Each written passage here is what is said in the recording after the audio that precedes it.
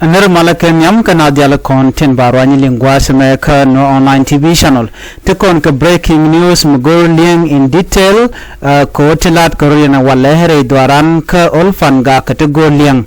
Gorno jin rajme bijen wakani ko ken ko bimanan lero den walle biling ka no online TV channel. Akan kono nyam walle shenga kel ka paiwakel won kina dangara wiri jan dangara wiri dich gorjen wo biarun palping ke liang rwani titi ketin kona Charlotte Railway dan ke Olfangak.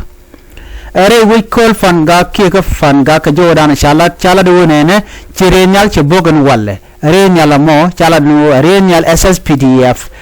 migar ke jang kene netin kontilatet ban ranji ti ban ga nyakel ka do badan en Charlotte ke je anu nga metekatet kalian nuääri Railway ke Fangak entama bukon linkel ke jen gwasame. Kajo chala do nene ka gwasun wanga dan chala do chidini SSPDF shiga ben ka ping kachi renyalien chabok renyal SSPDF kene Uganda People Fund Force chala do ken shiga ben wa ka chuden matkel kachi kanidin content lanwari kol fangak shikan ka bok renyal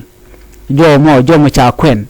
anyo ka do budien chala do ka ping shiga ben ba ka ping ke voni anu nyinkan kene kontila nuääri ke jesan bor ke kuma spele ayokel ke joran chalat ke je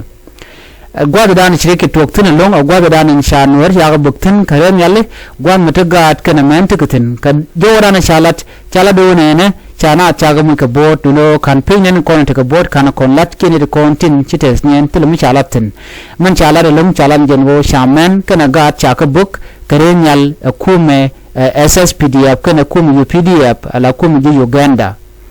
kajo dien gor kono ban lingwa same mende kono ngach anga ngoro naga nuääri Railway ka fanga ki ngam nangna ka fanga men bi angai kenyam ti diala ti tikatit ka Johnson ulun ala kwetet jo mishala no Johnson ulun te ka tin mudire no bana ba kan nagne Railway kol fanga ko gu kan no mekan kanol fanga mekan kan kondak wi kan no ba witet ba jadak nedin kontila nuääri tin kol fanga ajen bo badan lat kana Ashennan long nuääri long kan kor kaping kon kuma SSPDF bantama kana kum Uganda chikan kor pin chikan long non kan kornial ka kornial la shawon renyal kel kirenal dangro bikan nuääri bikan chu boko bogoro dierit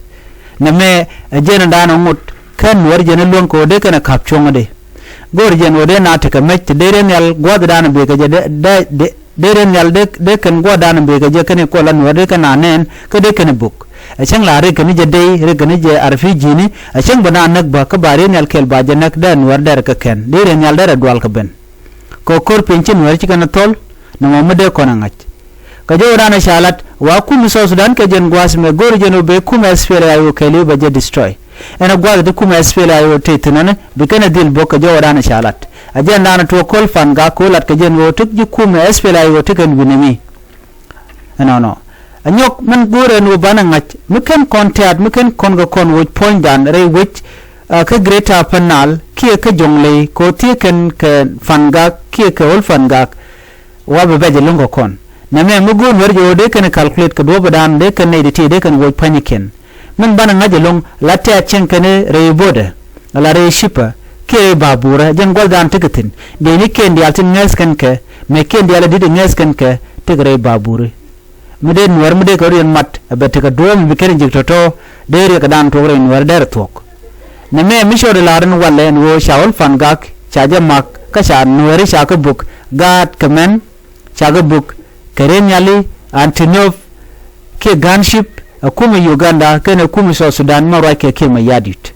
jo me ejen jo dana gode nya ka yekel be no mudo dien mite misho de lut ke mi ci jegoni banje linga le do dien ko gwa me tere pen ne inshallah ta chamu ka bot kini ti shili wore ko dan choda lat